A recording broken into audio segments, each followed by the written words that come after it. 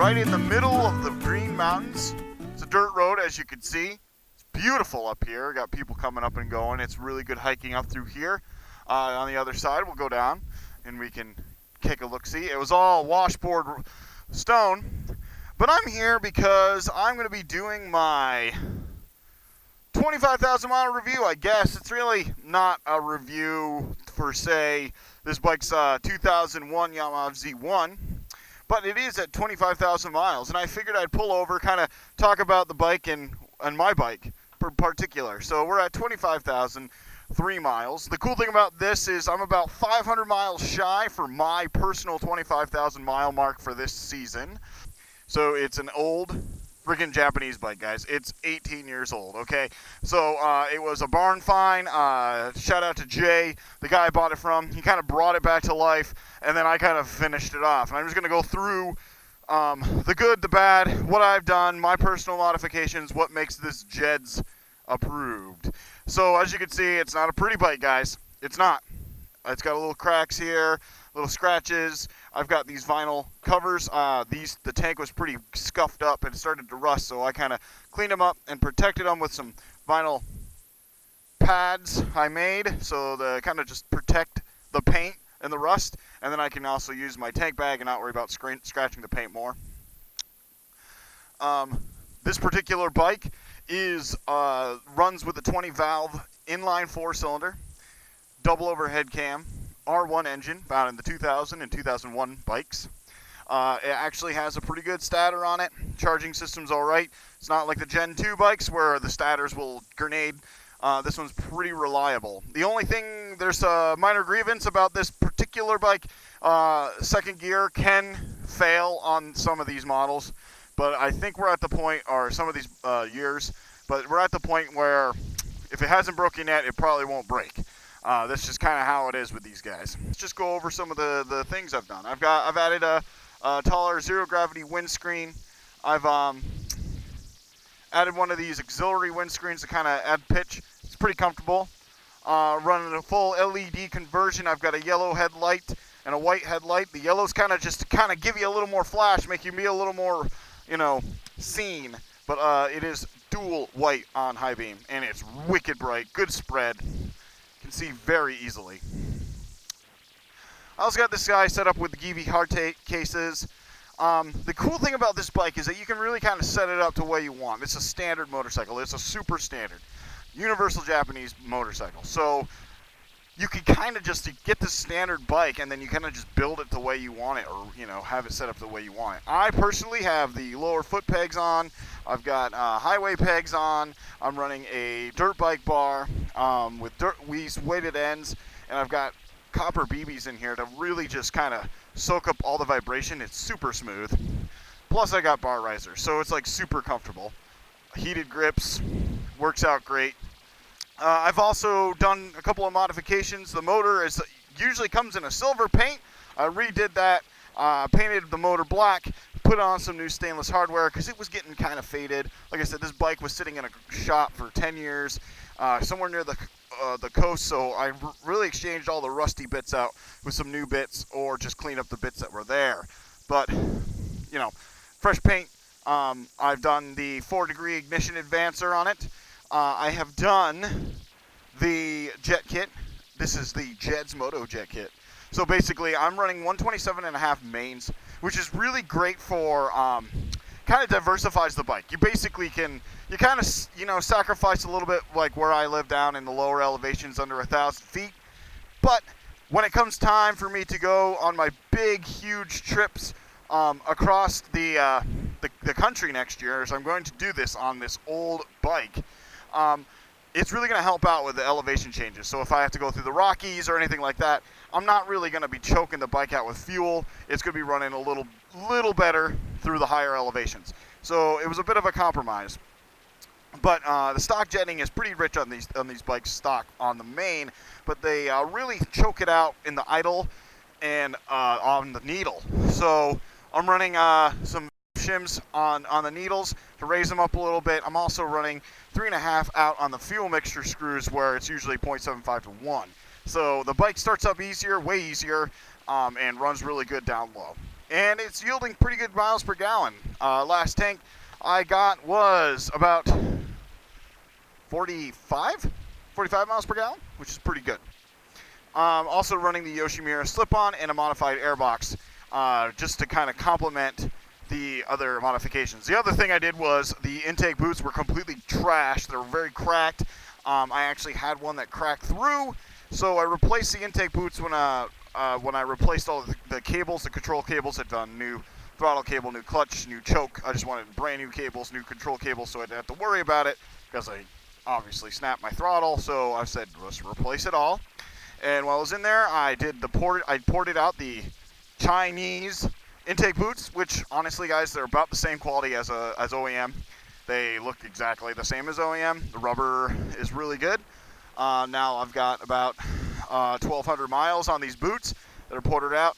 So with the jetting I've got on it, I've got to say this bike really comes to life at 8,000 RPM. 8 to 11,000 is just an animal, but it's very docile below that. Good low-end torque still. You're not losing any of your low-end torque. If anything, you're kind of gaining some. It's got some pretty good pull. I've also done the fuel tank, fuel filler neck mod. Pictures to see, but basically what you do is you take basically a punch, and you punch 3 holes here. And what that allows you to do is fill all the way to the brim the tank. Now, if you do this mod, you got to fill in the center stand, and I would only recommend doing it if you're planning on riding at least 50 miles to get that tank down a little bit. Because if you do it and then go park it and put it on the side stand, you're going to lose fuel. It's going to dump everywhere. I've tried it. I've done it by accident. So, but it's a really great modification if you're like me and you're chasing miles. It extends the range. It gives you a true 200 miles before you have to start looking for fuel and you get into that reserve when that reserve light comes on. So, that's great because 200 miles, that's a perfect range. And you're looking to get off the bike at that point anyways, but, compared to like my Bonneville, which you're looking for fuel around 170, 180, you get an extra 20 miles. Makes a big difference. It can, especially if you're going farther, it can reduce your fuel use by one trip or, your fuel stop by one stop, which really saves a lot of time. You're like me, trying to put some big miles on, 500 to 800 miles on. So, the good thing about these bikes, they just run. So 25,000 miles, it runs awesome. This one's a baby still, although it's 18 years old. The motor is in relatively good shape. I'm going back on 5,000 mile intervals, service intervals with this one. So I'm going to be doing an oil change. I am going to be doing the chain and sprockets on it. I have a that speedo healer and stuff. Look at that, guys. Yep, it's beautiful up here. It's definitely starting to peak out. I figured we'd get a couple more days, but over here it's really peaking out up in the higher elevation. But I have a speedo healer on this. The gearing will be changed. The speedometers on these bikes are very optimistic. Sometimes like ridiculously optimistic. So you really need a speedo healer on an FZ1. I've got to say, if you're gonna get one of these bikes, and I got to say they're freaking awesome, great value, and I think it's really kind of testament because you can find offerings sub 2,000 like mine, but you're gonna have to put some time and energy and love into them and get them back to where they should be. But if you want a turnkey, ready, not have to do anything to it bike, Gen 1, FZ1 like this, look to spend about $2,500 to $3,500 just because they're so well and so competent. So the good thing about the 01 and the Gen 1 FZ1 is that it's steel cradle frame. It's very much a old school style bike. It is water cooled, but it is carbureted. Look at that, so beautiful. I absolutely love it. So, and I will be doing a stock front side sprocket, and I'll be doing up 2 in the rear, just to kind of gear it up a little bit. These bikes are just ridiculously tall, and and instead of having to work the transmission as much, if you just go with a little bit shorter gearing, You actually can utilize 6 as an anything, you know, especially like right now, 3,500 RPM. The bike's just got plenty of torque. It's not like a torque monster, but it fetches good fuel economy if you keep it below 5,000 RPM. And still will give you some good torque, usable torque. If you want to get high and have fun, you can take the bags off, change the screen down, and, you know, keep the revs up there, 6,000-7,000, and, you know, watch out. We're going for a ride. All right, we are. So we're coming into Warren, which is kind of like Flatlander, White Plater, Bug Light. They all come here, and ooh, wow, it's so pretty, and it really is actually. It's gorgeous over here. Lots of very nice houses and cool things and bridges and little shops and stuff. Super cool. But we are gonna take another dirt road, and we're gonna go over Camel's Hump today, which is kind of cool. And there are so many goddamn enduro bikes out. Dual sports, look at them all. I've seen so many of them.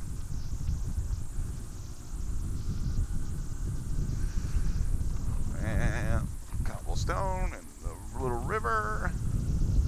Really, I'm glad. I'm feeling great today. Oof. Going on the covered bridge. Hey, my favorite part about covered bridges. It's Lincoln Gap I'm taking. I am so sorry, guys. Lincoln Gap. Well, the dirt road. Here we go. Dirt.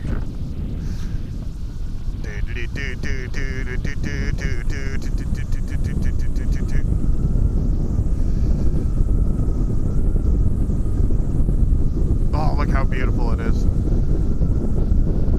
Oh, that Goldwing came in over the mountain, no problem. Older. I can smell it, that carburation. It's carbureted Goldwing. And you know, carbureted bikes, like, I don't know, I just got so much experience with maintaining these things. It's like, it doesn't really scare me. You know, some people will say, oh, it's carbureted, I don't really want to touch it, but the truth of the matter is a carbureted bike has way less things to go wrong with it. Your fuel pressure, your fuel delivery system is low pressure, so, you know, it's easy to change fuel filters out, and it's just easy to maintain. Yeah, this one's got a fuel pump, but you can get a fuel pump for these for relatively cheap. I think they're like $30 brand new. So, uh-oh, what is going on? Detour ahead. Oh, look at that. Look at that. It is absolutely gorgeous. Okay, so, well, this is freaking cool. Ah, we'll just follow the detour signs. Because you usually go straight, but that's not fucking happening. What the hell? Oh, it's a little bridge. Cool. This is interesting. Now, I have tried dual sporting on oh, they're putting a new bridge in. That's so cool. So I have tried dual sporting, like putting dual sport tires on this bike. It is like the most pointless thing ever. Don't ever do it, guys. Like, the good thing about standard bikes is like the SV650, you know, or V-Strom 650, you know, those are standard bikes, and you can, like, one's obviously geared more for the dirt road, one's geared for the windy roads and stuff, but, you know, like, this bike, you know, with these setups, is probably pushing like 135 horsepower, give or take 5 horsepower, and to the wheel. So, yeah, it's not the fastest thing out there on the market because it's a 19-year-old motorcycle, but it's definitely not designed for off-road use. I have tried it. It is sketchy. Driving this in the winter, sketchy. It's like, if you're gonna do it, just take your smaller bike, because, you know, you should do it. And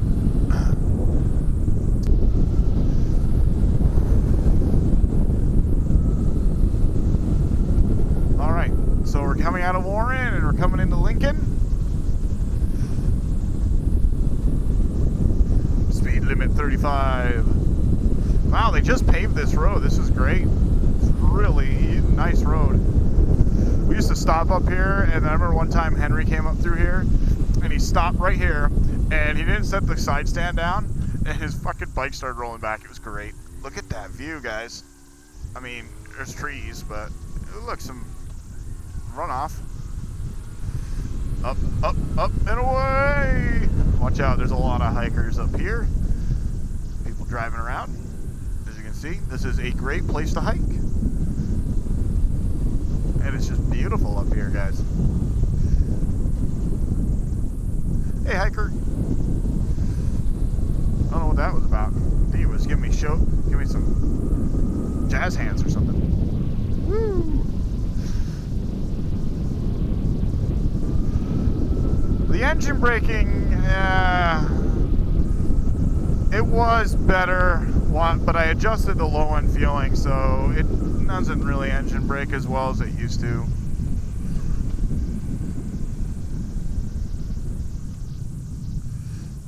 Family. But look at that. Look at that. Ah, fresh gravel. Great. And leaves, even better. Look at that.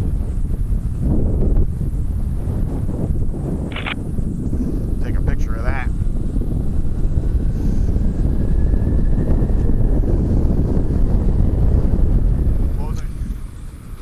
Anyways, folks, I'm gonna wrap this one up. Coming into Lincoln, and it's been a pretty nice ride today. I've enjoyed it a lot.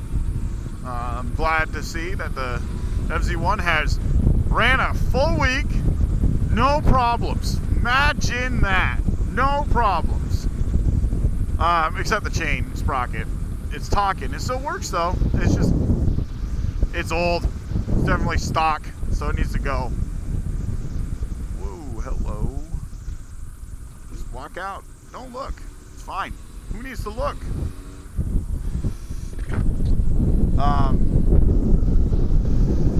So it's been running great. It has passed the test. The I am reliable enough, I have shaken out all the issues test, which there wasn't much to shake out. It was just, you know, minor little bolts and things, and, you know, my aftermarket pegs, they're bolts that kind of sink, they're adjustable, and those bolts that secure them kind of backed out, but I put some more Loctite on and cinched those puppies up.